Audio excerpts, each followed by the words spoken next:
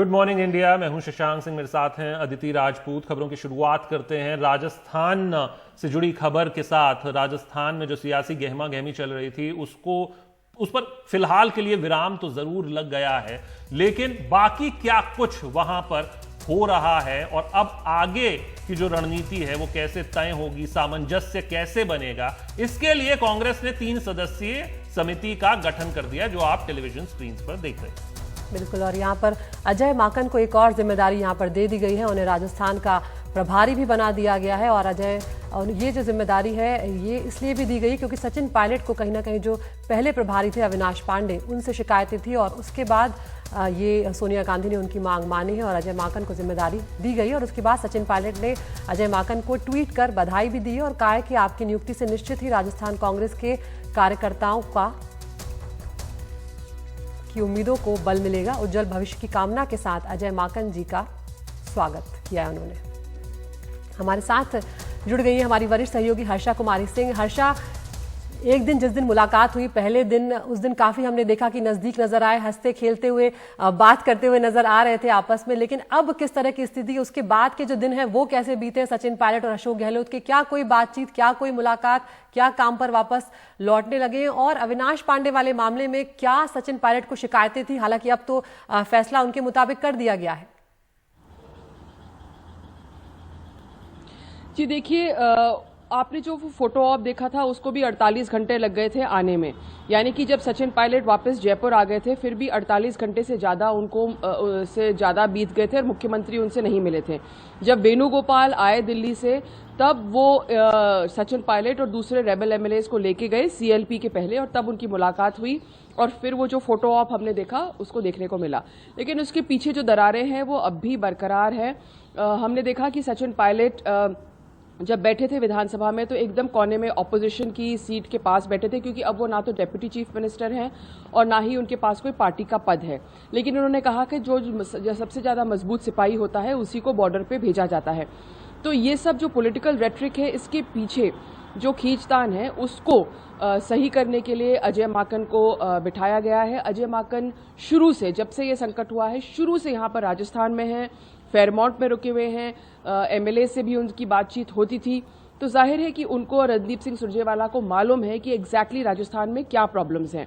और अविनाश पांडे जो मुख्यमंत्री अशोक गहलोत के करीबी माने जाते थे, उनको हटाया गया है। ये सचिन पायलट की मेन मांग थी। दूसरी मांग ये भी थी कि एक कमेटी बनकर, जो हाईकमांड ने तय किया था कि कमेटी बनकर उनके जो प्रॉब्लम्स है उसको सॉर्ट आउट किया जाएगा। तो हमने देखा कि सरकार के 2 साल हो गए हैं लेकिन फिर भी पॉलिटिकल अपॉइंटमेंट्स नहीं किए गए थे।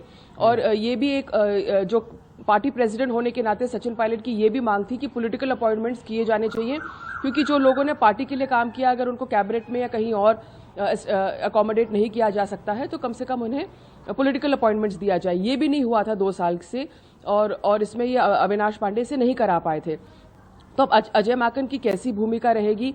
और ये बात क्लियर है कि वो कांग्रेस हाईकमांड से बहुत ज्यादा क्लोज माने जाते हैं, यानी कि जो गांधीज चाहेंगे वो ही वो करवाएंगे राजस्थान में। जी हर्षा, एक इसी से जुड़ा हुआ छोटा सा सवाल और है कि बहुत सी दिक्कतों की खबरें आई कि जो काम करने के लिए जो सचिन पायलट खेमा है या सचिन पायलट खुद हैं, उनको काम करने की जमीनी स्तर पर बहुत सी दिक्कतें आ रही थी। उसमें कितनी सच्चाई है? क्या इस सब की जांच या इस सब पर भी चर्चा होगी इस समिति में? और ये समिति किस तरीके से काम करेगी, अभी कुछ साफ हो सका है? ये देखिए, सचिन की शायद अगर उनको खुद भी कोई पार्टी या पोस्ट पद नहीं मिले, वो चाहेंगे कि उनके साथ जो रेबल एमएलएस गए थे उनका कम से कम एक तरह से रिहैबिलिटेशन हो। तो लगता है कि ये जो 3 मेंबर कमेटी है ये इसको देखेगी। दूसरा कि जमीनी तौर पर काम हो पाया है या नहीं हो पाया है, इसका मापदंड तय करना बहुत मुश्किल रहता है। लेकिन रेबल साइड से ये शिकायत जरूर थी कि उनके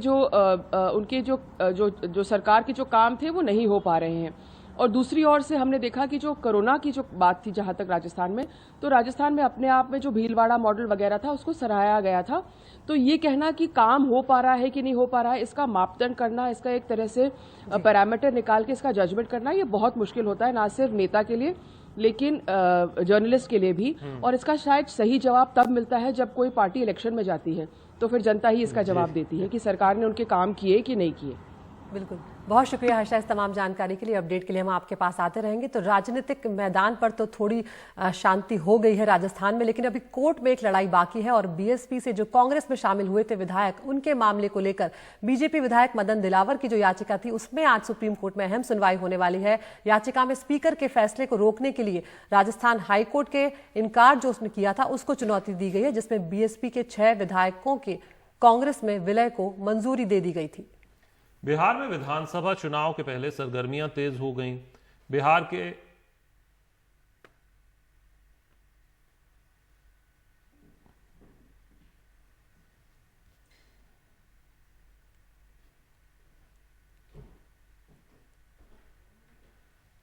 बिहार का जिक्र करते हैं। बिहार में विधानसभा चुनाव से पहले सरगर्मियां तेज हो गई हैं और इससे पहले हम लगातार देख रहे हैं कि जो पार्टी के विधायक हैं, दोनों जो अहम पार्टियां हैं, चाहे वो राष्ट्रीय जनता दल हो या फिर जेडीयू, उन दोनों में कहीं ना कहीं अदला बदली का दौर चल रहा है। कोई एक पार्टी से दूसरी पार्टी में। इससे पहले आरजेडी के 3 विधायक गए थे, उनको निष्कासित कर दिया गया था, बाहर कर दिया गया था। अब श्याम रजक का मामला सामने आ रहा है, जिसमें उन्होंने पहले ही एक बात साफ तौर पर कह दी थी कि सोमवार को वो पार्टी से इस्तीफा दे देंगे। इससे पहले ही नीतीश कुमार ने एक्शन उन पर ले लिया। बिल्कुल, नीतीश कुमार ने उन्हें इस्तीफा देने से पहले ही बर्खास्त कर दिया है और पार्टी से निकाल दिया है। जेडीयू के प्रदेश अध्यक्ष वशिष्ठ नारायण सिंह ने श्याम रजक को पार्टी की प्राथमिक सदस्यता से निष्कासित करने की सूचना भी जारी की। श्याम रजक फुलवारी विधानसभा क्षेत्र से विधायक है और माना जा रहा था कि इस बार उन्हें टिकट नहीं दिया जाने वाला था और ये बात उनको भी कहीं ना कहीं अंदाजा था। वो पहले भी आरजेडी में ही थे और लालू यादव के काफी करीबी माने जाते थे। राबड़ी देवी सरकार में मंत्री भी थे और ये भी था कि श्याम रजक जो हैं वो जेडीयू में लगातार उपेक्षित महसूस कर रहे थे और वो शिकायतें भी लगातार कर रहे थे।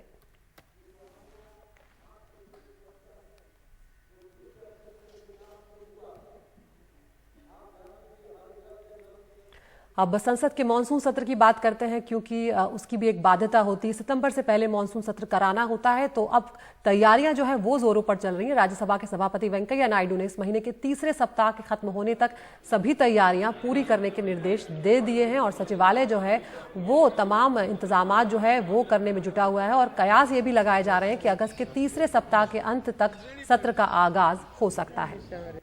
कोरोना संकट के मद्देनजर संसद में खास इंतजामात किए जा रहे हैं। राज्यसभा चेंबर में 4 बड़ी स्क्रीन्स लगाई जा रही हैं। राज्यसभा की एक गैलरी में 1 बड़ी और 4 छोटी स्क्रीन्स लगाई जा रही हैं। पहली बार दोनों सदनों को एक दूसरे से कनेक्ट किया जा रहा है और ऐसे में ऑडियो विजुअल सिग्नल्स के लिए विशेष केबल भी लगाई गई है ताकि बिल्कुल रियल टाइम में वो सब कुछ हो सके। हमारे साथ अखिलेश शर्मा, हमारे पॉलिटिकल एडिटर भी जुड़ रहे हैं। अखिलेश, हम क्या कुछ नया हो रहा है उसको तो जरूर पॉइंटर्स में बताइए, लेकिन जब अभी पिछली बार हम चर्चा कर रहे थे आपने बहुत से पॉइंट्स बताए कि क्वेश्चन आर भी नहीं होगा, 0R नहीं होगा, तो ऐसे में जो बिल्स आएंगे, क्या बिल्स पेश किए जाएंगे? क्योंकि एक जगह ये जिक्र भी हुआ कि करीब 40 बिल्स पेंडिंग है, तो वो बिल्स पेश होंगे तो वो पास कैसे होंगे? सिर्फ वोटिंग के जरिए? देखिए, ये सारा काम जो है, जैसे कि हमने बताया है कि 50 सांसद जो है राज्यसभा के सदन में बैठेंगे, बाकी जो है वो 60 सांसद जो है वहां बैठेंगे और बाकी जो 51 है वो गैलरीज में बैठेंगे और 132 जो लोकसभा के चैम्बर में बैठेंगे। ये सब एक दूसरे से जुड़े रहेंगे स्क्रीन के जरिए। 2 बड़े डिस्प्ले स्क्रीन लगाए जा रहे हैं राज्यसभा के अंदर, गैलरीज के अंदर भी स्क्रीन लगाए जा रहे हैं। लोकसभा में पहले से स्क्रीन लगे हुए हैं, तो ये स्क्रीन के जरिए जुड़े रहेंगे और सभापति भी एक तरह से कहें कि वर्चुअल और फिजिकल दोनों का कॉम्बिनेशन ये होगा जब सदन की कार्यवाही चलेगी। जहां तक क्वेश्चन आर और 0R का प्रश्न है, ये सुझाव जरूर आया है कि ये दोनों नहीं होने चाहिए क्योंकि बहुत कम समय होगा। सिर्फ 4-4 घंटे के लिए अगर आप कर रहे हैं लोकसभा राज्यसभा की कार्यवाही हर दिन, तो फिर ऐसे में क्वेश्चन आर 0R करना बहुत मुश्किल होगा। जो जरूरी विधायी कार्य हैं या जो महत्वपूर्ण विषय जिन पर चर्चा होनी चाहिए, सिर्फ वही संभव हो पाएगा। तो ये भी एक सुझाव आया है कि दोनों ही चीजें ना हो, क्वेश्चन आर 0R। तो अभी इस पर अंतिम निर्णय नहीं लिया गया है, लेकिन एक बात जरूर है कि कई चीजें जो है वो 70 साल के इतिहास में पहली बार होने जा रही हैं, क्योंकि इस तरह का संकट कभी आया भी नहीं था। तो इस लिहाज से जो व्यवस्था है वो की गई है। अल्ट्रा वायलेट इंतजाम किया जाएगा एयर कंडीशनिंग के लिए, ताकि वायरस को कंट्रोल कर सकें, मार सकें।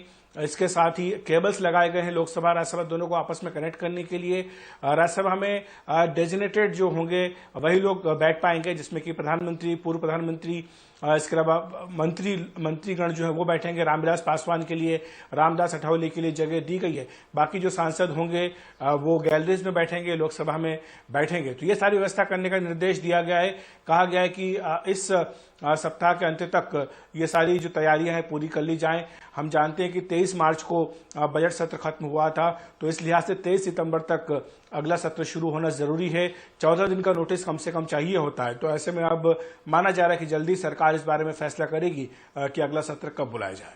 बिल्कुल, बहुत शुक्रिया अखिलेश इस तमाम जानकारी के लिए। तो ऐतिहासिक संकट है कोरोना का, इसलिए तैयारियां भी ऐतिहासिक होंगी, लेकिन ये भी देखना होगा जिन सांसदों को विरोध करना होगा, हंगामा करना होगा, कुछ मुद्दों पर सरकार को घेरना होगा, तब इस बार का स्वरूप क्या होगा विरोध करने का संसद में, वो देखना भी दिलचस्प होगा। एक ब्रेक के लिए रुक रहे हैं।